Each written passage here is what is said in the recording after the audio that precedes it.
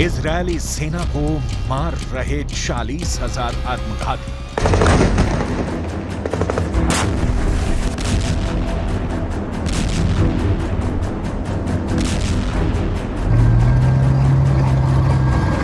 रूस यूक्रेन जंग से कई गुना क्रूर और खौफनाक जंग इस वक्त गाजा पट्टी में चल रही है।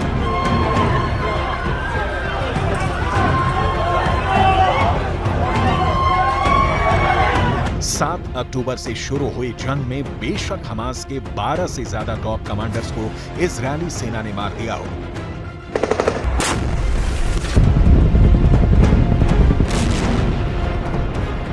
लेकिन हमास ने भी इजरायली सेना के 30 के करीब सैनिक और कुछ कमांडर्स को मार गिराने का दावा किया है।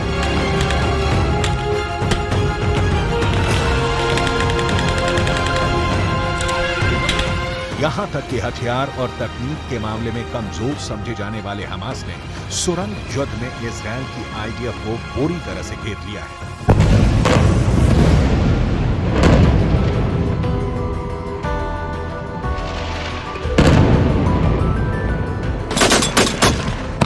भले ही जंग में हमास के 3,000 के करीब लड़ाके मारे जा चुके हैं,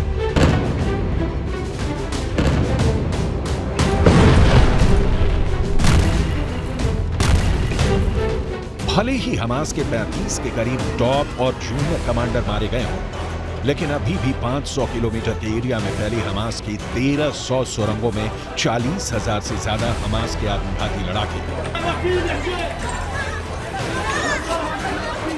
इजरायली सेना पर बहुत बड़े हमले करने के लिए तैयार बैठे हैं। हमास के कई वीडियो में दिखाया गया है कि सुरंगों के जाल से निकलकर हमास के लड़ाकों ने इजरायली सेना, टैंक और भारी तोपखाने पर रॉकेट से घातक हमले किए हैं।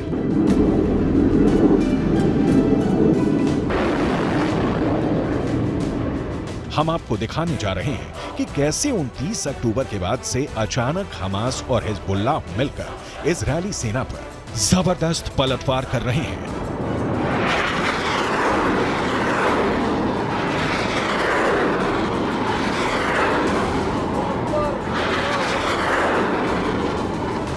हम आपको दिखाने जा रहे हैं कि कैसे इजरायल दावा कर रहा है कि गाजा की जंग अब हमास और हिजबुल्लाह कभी नहीं जीत पाएंगे।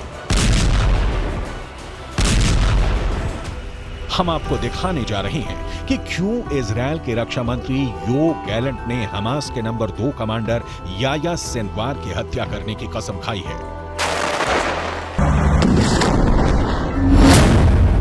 गाजा युद्ध का मास्टर माइंड, हमास का नंबर 2 कमांडर। कुल एहतिमालात फी जबहतिना लुबनानिया मफ्तूहा।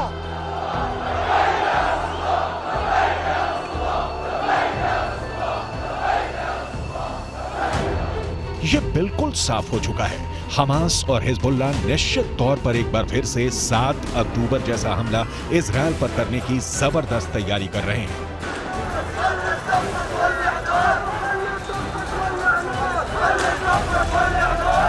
अमेरिका की CIA, इजरायल की मोसाद और बेनशेत खुफिया एजेंसियों ने साफ तौर पर चेतावनी दी है कि इस वक्त हमास ज्यादा से ज्यादा इजरायली हमलों को झेलने की कोशिश कर रहा है।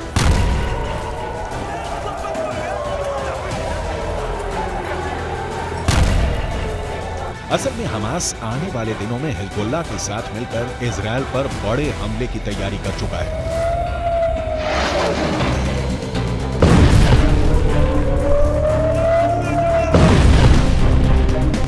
खबर के मुताबिक हमास गाजा सिटी के अंदर भयानक तबाही मचाने की पूरी तैयारी 2 हफ्ते पहले ही कर चुका है।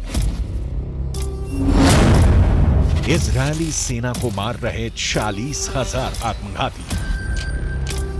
نتمنى من العالم أن يقف معنا، لا نريد سلاح ولا نريد طعام، نريد دواء، نريد المصابين، نريد أن نسمع أبنائنا، نريد أن اللجان يقفوا معنا. أين الدول العربية؟ أين المسلمين؟ كله نايم على الفاضي. احنا بنطالب بس بدنا دواء، بدنا دواء، بدنا أطباء، بدنا ندفن أولادنا، مش قادرين نجيبهم. بيت حنون دمرت، بيت لاهيا دمرت بالكامل. الضحايا والشهداء بالماء. كيف نقلتوهم حاج؟ كيف نقلتوهم؟ تساعدونا، لا نريد أكل ولا نريد سلاح. हमास ने गाजा में इजराइल को उलझाने की पूरी तैयारी कर रखी है। गाजा की सुरंगों में हमास ने इतने हथियार, खाना पानी और गोला बारूद जमा कर रखा है जिससे वो लंबे समय तक इजराइल का मुकाबला कर सकते हैं। हमास की कोशिश युद्ध को लंबा खींचकर इजराइल के ऊपर अंतर्राष्ट्रीय दबाव बढ़ाना है।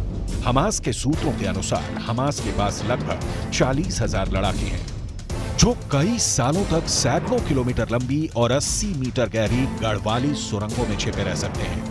हालांकि इजरायली सेना डंके की चोट पर कह रही है कि हमास के 2500 से ज्यादा ठिकाने तबाह किए जा चुके हैं, जबकि सुरंगों में 1700 से ज्यादा हमास के लड़ाके जिंदा ही दफन कर दिए गए हैं। इजरायल की यालोम विशेष लड़ाकू इंजीनियरिंग इकाई के सैनिक ने हमास की सुरंगों का सफाया बड़ी तेजी से करना शुरू कर दिया है। गाजा युद्ध का मास्टर माइंड, हमास का नंबर 2 कमांडर। ואנחנו עושים את מה שנדרש. גדודי החמאס סופגים מכות קשות, ואנחנו מפרקים גדוד אחרי גדוד. אפשר לראות כאן את אזורי העיר עזה. בכל מקום כזה, בכל ריבוע כזה, יש לפחות מסגרת גדודית או פלוגתית. המסגרות האלה הולכות ומתכרסמות, הולכות ומתפרקות כתוצאה מהפעולה הנחושה של לוחמי צה"ל. इजरायल के रक्षा सचिव यो गैलेंट, इजरायली सेना के chief of defence staff Herzi Halevi, IDF के ब्रिगेडियर जनरल इत्जिक कोहेन का साफ कहना है कि हमास को गाजा पट्टी में अब दोबारा कभी घुसने नहीं देंगे और ना ही अब गाजा में कभी भी हमास का एक भी लड़ाका या नेता जिंदा बच पाएगा। इजरायली सेना के स्पेशल फोर्स इस वक्त गाजा सिटी के बेहद अंदर घुसकर ऑपरेशन चला रही है।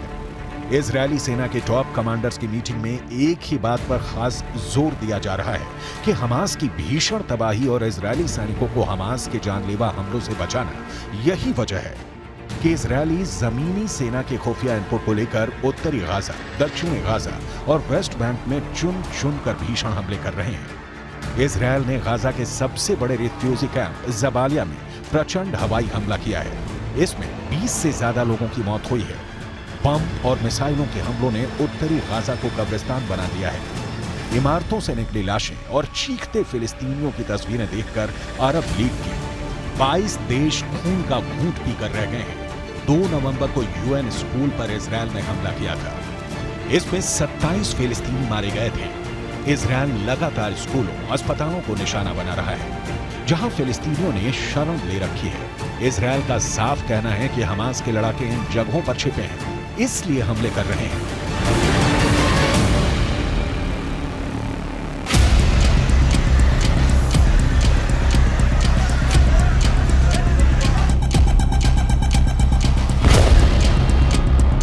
इधर इजरायल ने गाजा पट्टी में भीषण हमले किए हैं, जिसमें से एक हमला अल शिफा अस्पताल पर हुआ है। आईडीएफ ने दावा किया है कि अल शिफा अस्पताल के बाहर जिस एम्बुलेंस से मरीजों को मिस्र ले जाने का दावा किया जा रहा था, उस एम्बुलेंस में हमास के लड़ाके और कमांडर मौजूद थे जो अल शिफा अस्पताल की एम्बुलेंस से मिस्र भाग रहे थे। लेकिन हॉस्पिटल में मौजूद इजरायली एजेंटों ने आखिरी वक्त में खबर कर दी कि एम्बुलेंस में मरीज नहीं, हमास के लड़ाके हैं, जिसके बाद इजरायल ने अल शिफा अस्पताल पर हमला करके एम्बुलेंस में मौजूद हमास लड़ाकों को मार डाला। لقينا الا برميل متفجر، هذا مش صاروخ طبيعي، هذا اشي مش طبيعي، اول مره نسمعه. حي كامل زي ما انت شايف عندك كله راح، ناس امنين صغار ماتت، كلهم اطفال طلعناهم، نساء ماتت. هم هذول هدفهم بس قتل الابرياء والاطفال والنساء بس، بدهم عدد قتلى وعدد موت.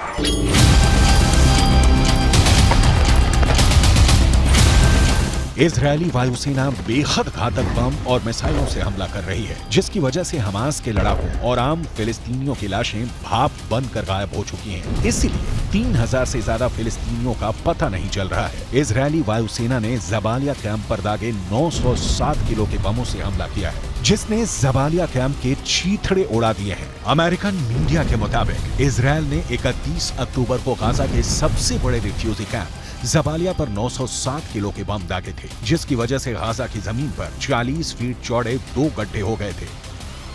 इस हमले में करीब 195 लोग मारे गए थे। मिडिल ईस्ट की मीडिया के मुताबिक गाजा के हेल्थ मिनिस्ट्री का कहना है कि लगातार हो रही इजरायली बमबारी की वजह से 2200 लोग मलबे में दबे हैं। इनमें 1250 बच्चे हैं। इजरायली सेना मस्जिदों पर भी हमला कर रही है। यूएन का साफ कहना है कि गाजा में कोई भी जगह सुरक्षित नहीं बची है।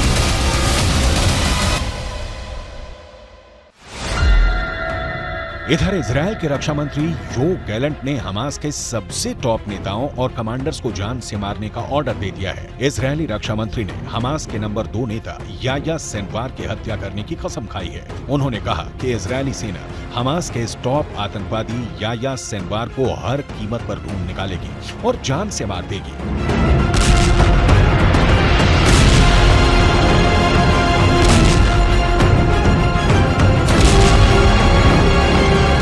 מבין שזה מאוד מורכב, לכו, תעזרו לאנשים ללמוד, חזקו את כולם, חזקו את הרוח, אני יודע שהיא מאוד מאוד חזקה, מאוד מאוד גאה באנשים, גאה בכם.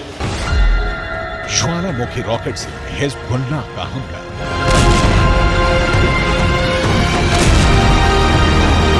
इजरायली सेना के दावों के मुताबिक युद्ध के अंत में गाजा में हमास नहीं रहेगा। गाजा पट्टी से इजरायल के लिए कोई सुरक्षा खतरा नहीं होगा और इजरायल को धमकी देने वालों के खिलाफ किसी भी तरह की सुरक्षा कार्रवाई को करने की पूर्ण स्वतंत्रता होगी। आईडीएफ ने इस हफ्ते के अंत में बताया था कि शिन बेत के साथ चलाए गए ऑपरेशन में हमास के सबरा तेल अल हवा बटालियन के कमांडर मुस्तफा दलुल को मार गिराया गया है।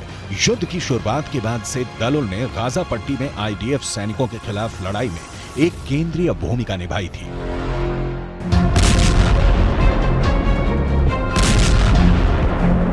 इधर हिजबुल्लाह ने इजरायल की आईडीएफ के खिलाफ अपने ज्वालामुखी रॉकेट को उतार दिया है, जिसे बोरखान मिसाइलों के नाम से जाना जाता है। मिसाइल जैसी क्षमता और रॉकेट जैसी मारक क्षमता वाली बोरखान मिसाइलों ने इजरायली सेना पर हमले शुरू कर दिए हैं। उत्तरी लेबनान की सीमा से लगी इजरायली बॉर्डर पर बोरखान मिसाइलों से हमले किए हैं। हिजबुल्लाह के दावों के मुताबिक इजरायल ने लेबनान की सीमा पर हवाई हमले शुरू किए थे, जिसके जवाब में हिजबुल्लाह ने ज्वालामुखी रॉकेट यानी बोरखान मिसाइल से हमला किया है। जोरदार धमाके साफ देखे जा सकते हैं।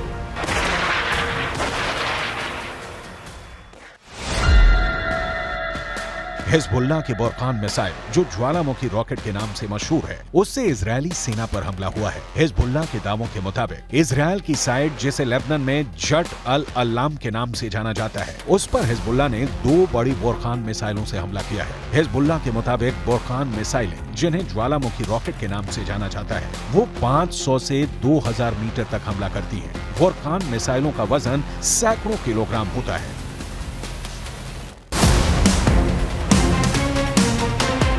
अब देखना होगा कि हमास और हिजबुल्लाह मिलकर इजरायल को गाजा पट्टी में मात दे पाएंगे या फिर इजरायल हमास के साथ साथ हिजबुल्लाह का वजूद भी खत्म कर देगा।